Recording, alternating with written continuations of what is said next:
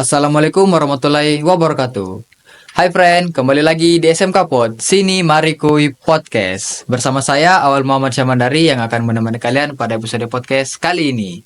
Nah friend, di episode kali ini saya akan membahas masa depan karir di era teknologi. Sebelum kita masuk ke pembahasan, kita perkenalan dulu nih. Kebetulan tamu kita kali ini adalah seorang guru dan sekaligus wali kelas di salah satu kelas. Dan ini dia bintang tamu kita. Halo Ibu. Halo juga. Ibu, boleh dong perkenalkan dirinya biar teman-teman yang nonton tahu nama Ibu siapa. Oke. Assalamualaikum warahmatullahi wabarakatuh. Waalaikumsalam. Perkenalkan, nama Ibu Rusmiati. Ya, Ibu kenalkan sekalian dulu ya. Nama Ibu Rusmiati, mengajar di SMK Negeri 1 Nunukan. Kebetulan Ibu tinggalnya di Sedadap sana. Ya, itu aja. Ibu, kabarnya hari ini bagaimana? Alhamdulillah sehat seperti yang kamu lihat. Ibu, kalau boleh tahu Bu, selain menjadi guru, Ibu kesehariannya apa aja? Ya, selain jadi seorang guru, ibu adalah ibu rumah tangga seperti ibu-ibu yang lainnya juga. Dan kebetulan ibu mengikuti beberapa kegiatan di luar selain mengajar, yaitu kegiatan sosial kemasyarakatan yang terlibat langsung. Salah satu contoh kegiatan kecil yang ibu ikuti adalah majelis taklim, kemudian kegiatan-kegiatan kayak bimbel-bimbel, tapi khusus untuk anak-anak di sekitar lingkungan tempat tinggal ibu aja sih, gitu. Saya dengar-dengar Ibu nih guru matematika ya? Iya, alhamdulillah. Boleh dong jelasin sedikit bagaimana prosesnya menjadi guru matematika, Bu? Ya, ibu menjadi seorang guru matematika, ya memang di kuliahnya di bidang pendidikan. Kebetulan ibu mengambil jurusan ya MIPA dengan program studi pendidikan matematika. Dan alhamdulillah ya ibu lulusnya di tahun 2011. Terus langsung bergabung di SMK Negeri 1 Nunukan. Kenapa Ibu memilih mengajar di SMK? Ya, begini ceritanya, agak sedikit panjang ceritanya. Kita ceritain dikit. Kebetulan pada saat itu setelah ibu lulus, tinggal di rumah kurang lebih 3 minggu. Ada dosen dari Universitas Mula Warman yang kebetulan saat itu adalah dosen bimbingan saya. Dan menelpon, katanya, "Rusmiati lagi ngapain?" Alhamdulillah Pak, saya lagi di rumah, tidak ngapa-ngapain. Loh, katanya, "Masa habis kuliah ndak ngapa-ngapain, ndak cari kerja?" Saya sudah cari kerja Pak, cuman pada saat itu kondisinya siswa masih libur. Jadi saya mau daftar di mana, sekolah mana.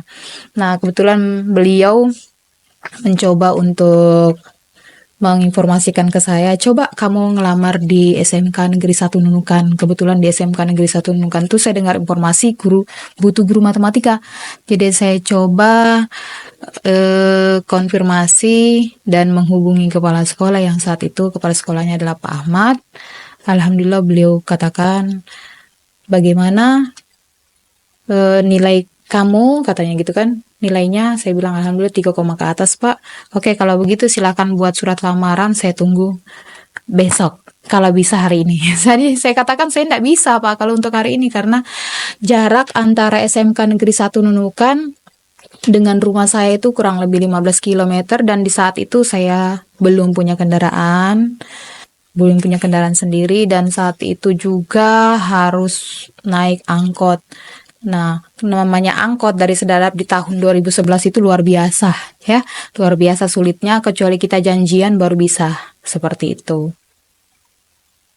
Kalau boleh tahu, Ibu sudah berapa lama mengajar di SMK? Alhamdulillah sudah kurang lebih 14 tahun. Tepatnya nanti di tanggal 25 Juli 2025 nanti, seperti itu. Sudah cukup lama ya Bu mengajar di SMK? Alhamdulillah. Oke Bu, Ibu kan nih guru matematika. Ya. Bagaimana sih pelajaran matematika dan logika bisa membantu kita mengembangkan pemikiran komputasi dan esensial untuk karir di bidang teknologi seperti coding dan kecerdasan buatan seperti Meta AI, Bu?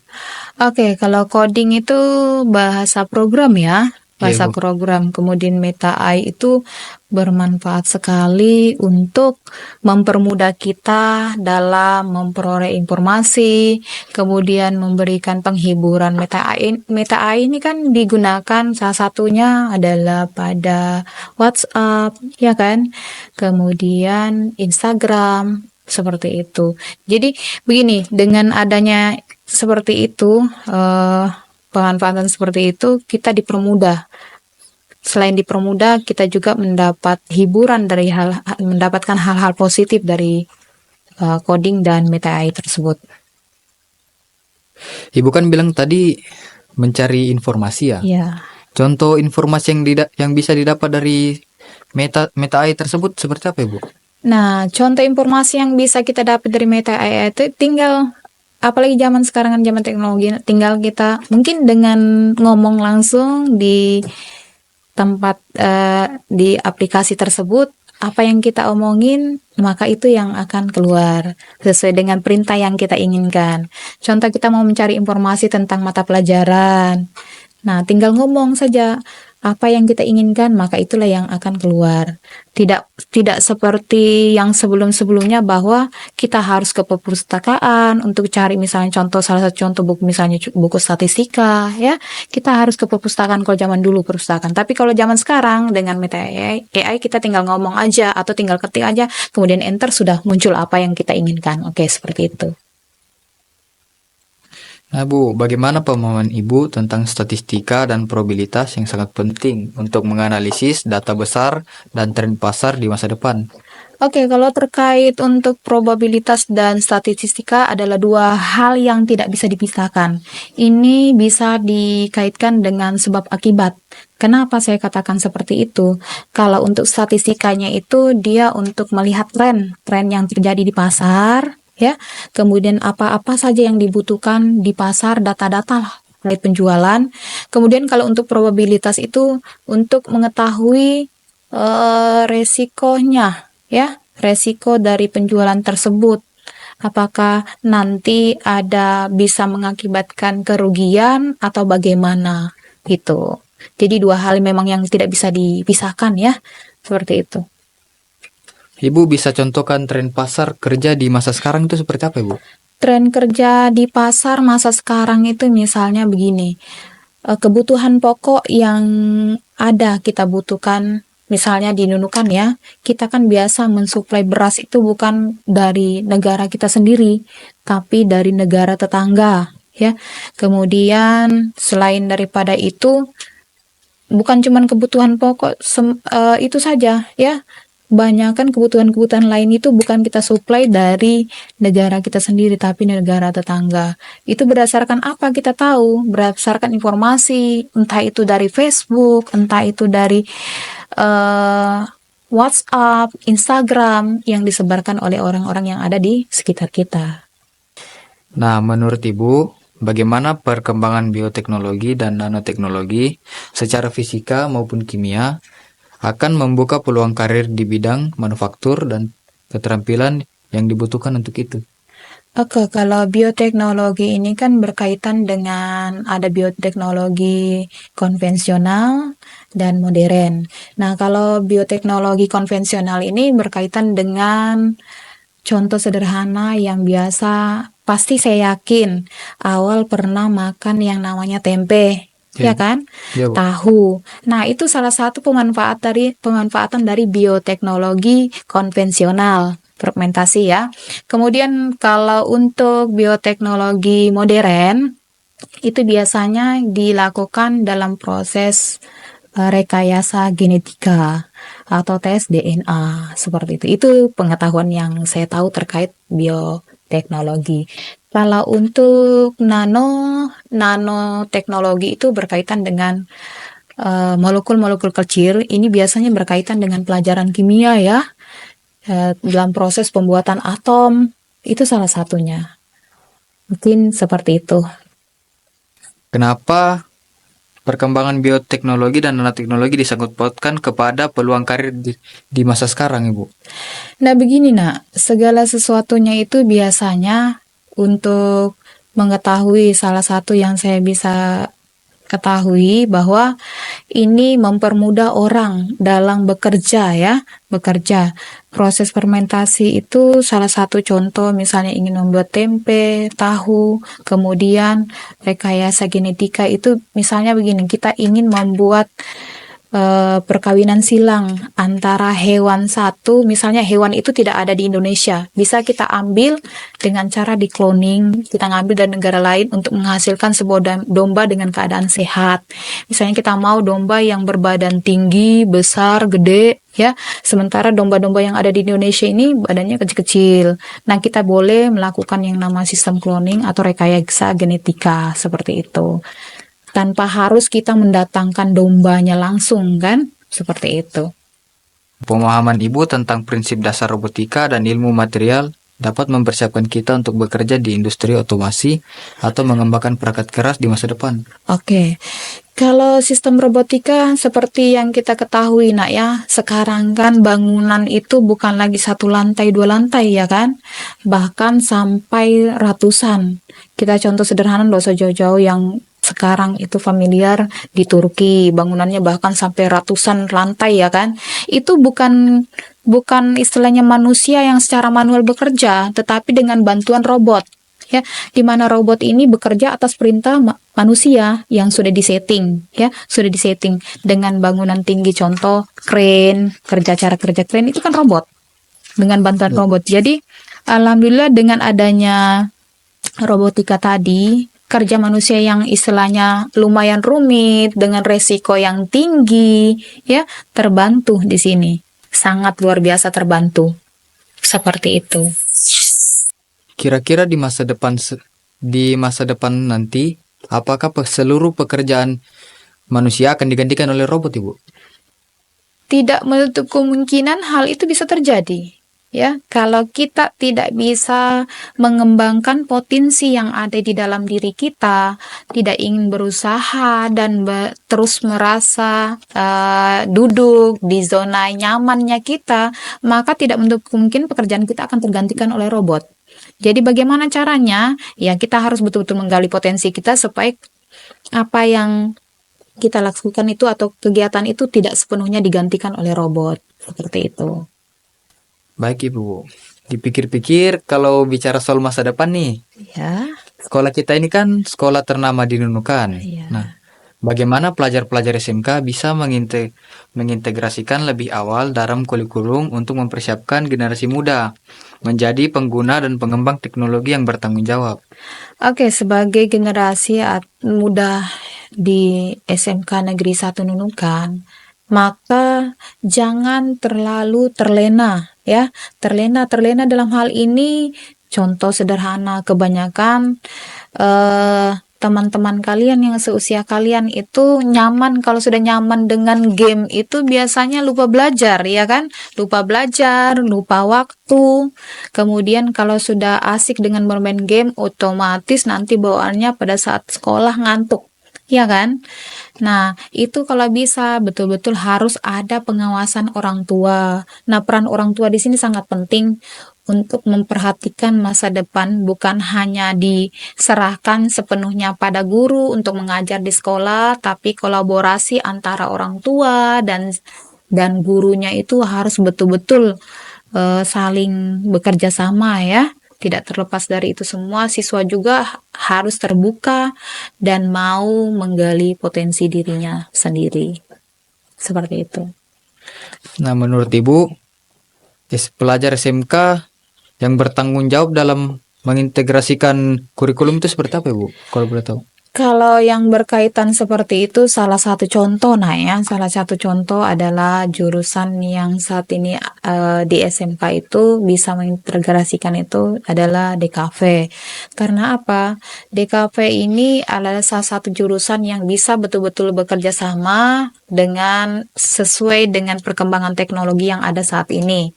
Kemudian sarana dan prasarana yang ada juga harus mendukung. Tidak serta-merta kita serahkan segala sesuatunya itu pada siswa yang ada di SMK Negeri 1 Nunukan, tapi juga sarana dan prasarana mendukung. Kemudian siswa juga tidak harus berjalan sendiri, tapi berkolaborasi dan berkoordinasi dengan guru-guru yang ada pada jurusan tersebut. Dan jangan diam, sebagai siswa yang aktif harus terus menggali potensinya dengan guru, bukan cuma guru, dan jangan jadikan gurunya sebagai satu-satunya sumber untuk belajar. Tapi zaman sekarang ada zaman teknologi, silakan belajar dari sumber yang lain yang kalian pahami sesuai dengan kemampuan kalian masing-masing, seperti itu. Nah, Ibu kan tadi bilang DKV menurut Ibu itu dapat berpotensi di masa depan. Contoh potensi bagi DKV itu seperti apa, Ibu? Salah satu contoh sederhana ya, kalian boleh menjadi sebagai seorang fotografer yang profesional ya. Kemudian sebagai seorang wedding organizer, kemudian bisa banyak sekali kegiatan yang bisa kalian kembangkan melalui kegiatan jurusan DKV sebagai seorang juru foto dan lain sebagainya ya, seperti itu. Oke. Nah, menurut Ibu sendiri, apa saja literasi digital yang wajib dipahami oleh siswa agar bisa beradaptasi dengan berbagai profesi di era digital yang ada di Indonesia? Jadi kalau untuk beradaptasi ya, kalau mau beradaptasi untuk literasi digitalnya, ya sesuaikan dengan kemampuan kita masing-masing. Kalau bisa gali potensi yang ada pada diri kita itu, ndak usah kita berpikiran yang bercabang-cabang. Saya mau ini, mau itu, mau ini. Fokus pada satu bidang saja, agar nanti kita bisa fokus dengan apa yang kita inginkan, apa yang ingin kita capai, itu tujuan kita. Jadi kalau memang kita punya pikiran bercabang, bagaimana mau fokus dengan yang kita ingin capai? Seperti itu. Bu, kalau boleh tahu contoh profesi di era digital yang ada di Indonesia itu seperti apa profesinya? Yang tadi sudah dijelaskan bahwa salah satu contoh mungkin kalian anggap sebagai fotografer itu mudah, tapi tidak semudah yang kita bayangkan ya. Jadi tampil di depan orang, menghasilkan karya yang baik, itu tidak semudah yang dibayangkan orang. Kemudian, kalau kita ingin menjadi seorang profesional itu harus betul-betul bisa dan ingin mempunyai kekuatan, keinginan yang kuat untuk terus belajar dan tidak pernah bosan untuk belajar. Seperti itu. Nah, Ibu bilang kan tadi di kafe tuh bisa menjadi fotografer Ya, dan sebagainya kan? ya. Kenapa Ibu memilih sebagai fotografer? Kan masih banyak lain seperti editor atau Boleh, tidak ada masalah sebagai editor ya. Editor, kemudian sebagai seorang programmer, bisa di sini. Tinggal saya katakan tadi bahwa apa yang kalian ingin jadi sesuai dengan keinginan kalian, maka galilah potensi itu yang ada pada diri kalian. Jangan diam. Kemudian jangan hanya berfokus sekali belajar cukup. Ada pepatah mengatakan bahwa pisau itu kalau diasah terus maka akan semakin tajam. Kemudian ada lagi istilah pepatah mengatakan bahwa mencari ilmu itu kejarlah ilmu sampai ke negeri Cina. Jangan cuman belajarnya di tempat ini saja atau belajar sepanjang hayat. Maksudnya belajar sepanjang hayat bahwa meskipun ibu sebagai seorang guru tidak berhenti belajar atau istilahnya begini, ibu kan sudah dapat gelar sarjana, cukup sampai di situ saya belajar, tidak. Tapi dengan adanya siswa-siswa yang ada di sini, saya menggali potensi mereka, saya juga harus mengembangkan potensi mereka, menambah potensi mereka, saya harus banyak belajar dan berliterasi, supaya mereka betul-betul bisa menguasai apa yang ingin saya sampaikan dan mereka paham dengan apa yang saya sampaikan, seperti itu. Oke, Bu. Nah, ngomong-ngomong soal Indonesia nih, Bu. Ya. Negara kita ini sekarang sedang dibanjiri teknologi yang terus berkembang.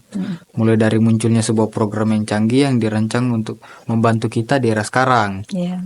Bagaimana sih pelajar Indonesia dapat mengasah kemampuan berpikir kritis, menganalisis informasi dan menyampaikan ide secara efektif baik lisan maupun tulisan yang sangat dibutuhkan di setiap hari.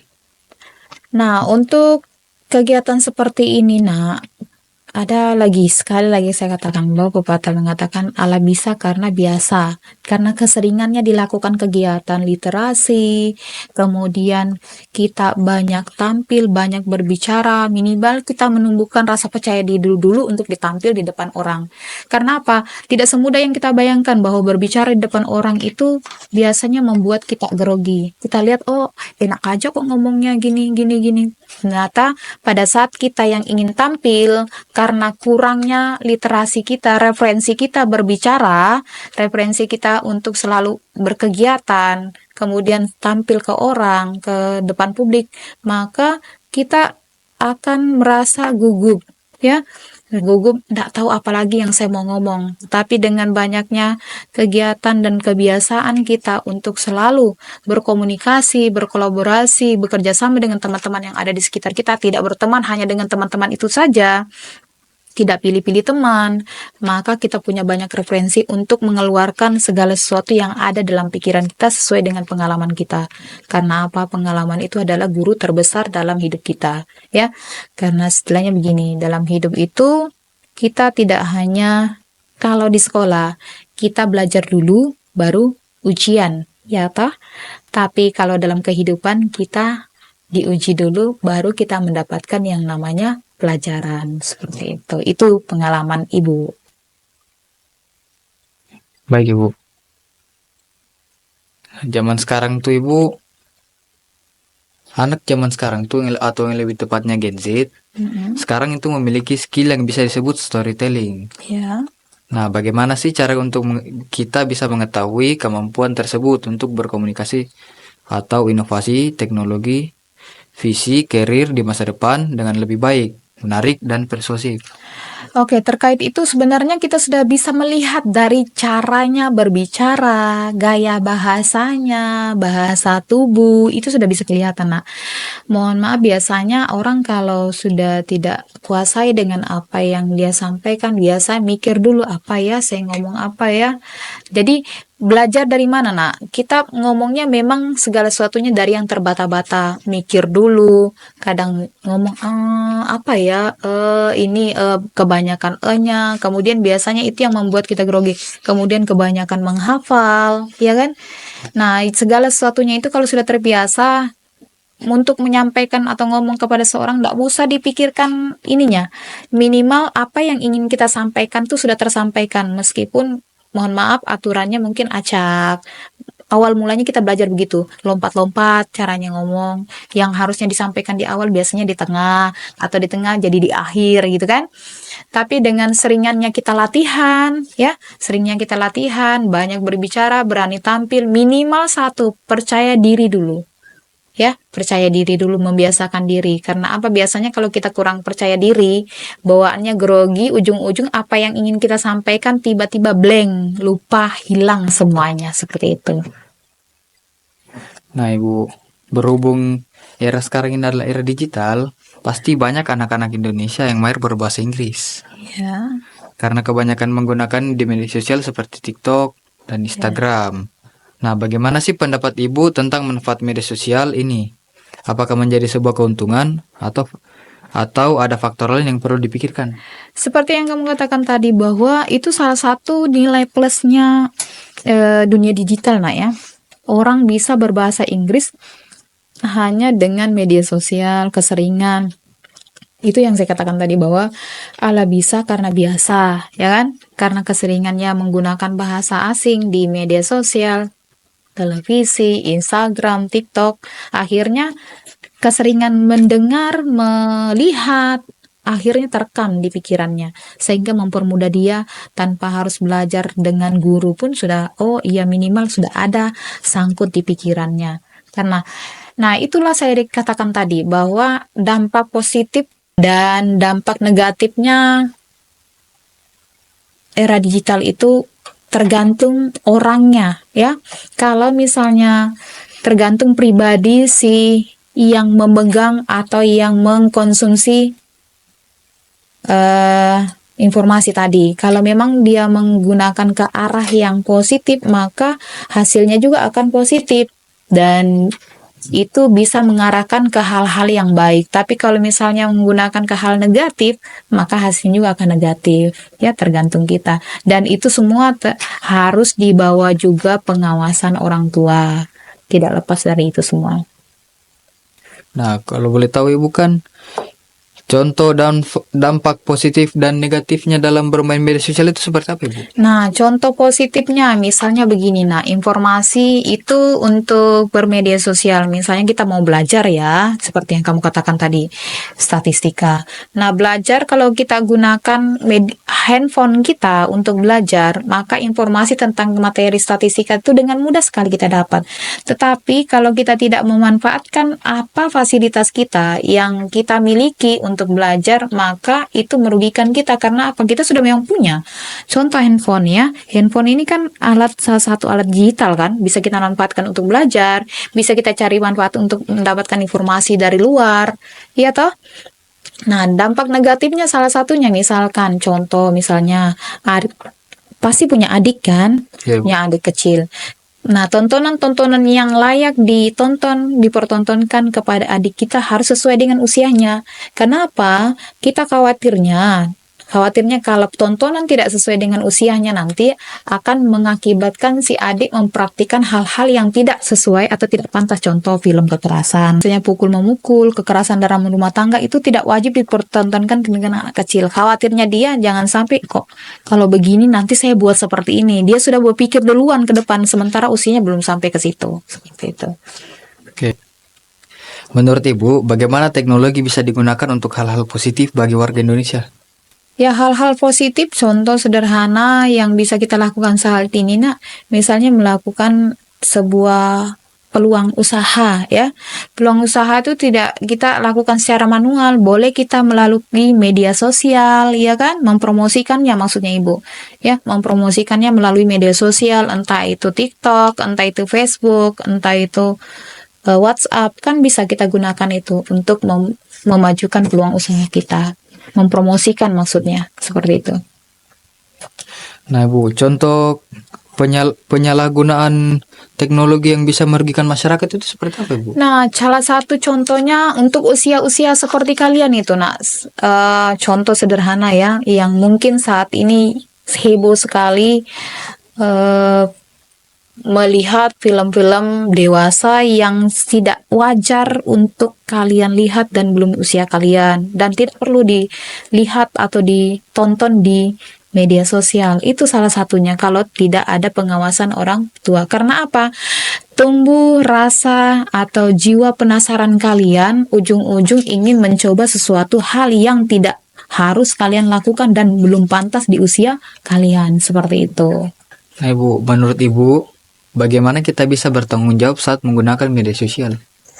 Nah, ini harus di bawah pengawasan orang tua dan seringnya terbuka ya. Sebagai seorang siswa, kita harus terbuka dengan orang tua, ada masalah, kita harus ceritakan ke orang tua ya, atau orang-orang yang kita percaya. Karena apa? Kalau kita lari pada orang yang salah atau cerita pada orang salah yang memanfaatkan kondisi kita, maka kita akan dibuat rusak. Melalui apa? Melalui media sosial. Nah, ujung-ujung adalah yang contoh sederhana misalnya, mohon maaf, pacaran misalnya, kemudian curhat-curhatan, ajak ketemuan. Nah, ujung-ujung ketemuan ya bagaimana? Ya. Oke. Oke, Bu. Kan Ibu bilang tadi, dampak positif dalam menggunakan media sosial itu seperti membuat peluang usaha atau gitu. Iya. Nah, kalau misalnya Ibu punya ide berbisnis, teknologi apa yang Ibu pakai? Teknologi salah satunya bisa TikTok, bisa kita gunakan ya. TikTok, kemudian Instagram, kemudian WhatsApp juga bisa. Nah, Ibu, dari tadi kan kita bahas tentang teknologi Iya. masa depan. Sekarang kita menyangkut pautkan kepada agama, Ibu. Oke. Dalam pandangan agama, menurut Ibu bagaimana sih cara menggunakan teknologi dengan bijak? Apakah syariat Islam sepenuhnya bisa berguna di media sosial? Boleh kalau kita mau misalnya melakukan dakwah, menyampaikan informasi-informasi terkait agama, itu sebenarnya jauh lebih baik ya. Karena begini nak, salah satu contoh Al-Quran digital ya. Dulu kalau kita mau kemana-mana harus bawa Quran dengan ditenteng, tapi dengan adanya era digitalisasi sekarang ada yang namanya Quran digital yang dimana kita tinggal download aplikasinya atau cari di Chrome, tinggal kita ketik sesuai dengan yang kita inginkan, kita sudah bisa membacanya. Itu salah satu dampak positif di agama. Kita juga bisa berdakwah walaupun dengan satu ayat atau dua ayat kita sampaikan melalui yang namanya media sosial tadi. Kalau itu salah satu dampak positif yang bisa kita berikan. Oke. Bagaimana teknologi bisa digunakan untuk menyebar kebaikan dan nilai-nilai agama, Ibu? Ya kalau mau disebarkan ya sudah kita sampaikanlah segala sesuatu yang berkaitan dengan hal-hal positif, sampaikan di situ nak. Jangan kita ragu, jangan kita sungkan untuk menyampaikan atau bagaimana, ini kan media sosial. Alangkah baiknya kita menyampaikan hal-hal yang positif. Itulah yang tadi dikatakan bahwa kalau kita memanfaatkan media sosial itu, maka imbasnya juga kita dapat secara agama. Kalau kita menyampaikan sesuatu yang baik-baik, maka kita juga mendapat pahalanya, ya toh? Nah, jadi lakukanlah menyebarkan dengan cara seperti itu. Kita menyebarkan satu kebaikan, maka orang lagi menyebarkan kebaikan yang kita sebarkan tadi. Semakin beruntun-untun, maka pahalanya juga akan kita terima sendiri, seperti itu. Nah, Ibu, jika Ibu ingin menyebarkan konten-konten Islam Ya. di dalam media sosial, aplikasi apa Ibu yang Ibu gunakan? Karena trennya sekarang yang banyak, yang sering Ibu gunakan itu WhatsApp dan TikTok, maka dua inilah yang akan Ibu gunakan. Dan yang ketiga biasanya Ibu gunakan Facebook. Terakhir Instagram. Oke, baik. Baik Ibu, boleh dong sharing pesan dan kesannya untuk Gen Z yang sering nonton. Oke, baiklah. Pesan Ibu, manfaatkan media digital secara bijak untuk menggali potensi diri demi masa depan yang cerah. Oke, terima kasih Bu. Nah, sebelum kita akhiri, kita akan mendengarkan sebuah puisi yang dibuat oleh Agus Gustiawan dan dibacakan oleh Redo Aiman Nabil. Perjuangan anak bangsa. Di kota perbatasan mentari menyapa, membangun jiwa yang telah redup. Anak bangsa bangkit dengan api membara, merakit mimpi di tanah pusaka. Bukan parang atau kampak yang diacung, tapi pena dan ilmu jadi senjata agung. Melawan kebodohan, mengikis belenggu, mendirikan peradaban, masa depan menunggu. Keringat menetes jadi saksi bisu, langkah kaki tak bergetar walau badai menunggu.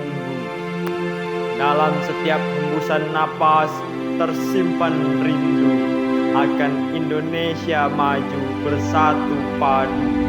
Dari kampung yang hina hingga kota megah, suara hati yang mulai rapuh takkan menyerah, menjaga budaya, merawat sejarah. Demi Ibu Pertiwi berkorban tak lelah. Wahai pemuda, pewaris bangsa, teruslah berjuang tanpa putus asa. Nyala semangatmu, obor penerang masa, gapaikan cita-cita Indonesia perkasa. Oke, sekarang kita sudah mendengarkan puisi. Buat kalian yang nonton, jangan lupa follow akun sosmed SMK Negeri 1 Nunukan.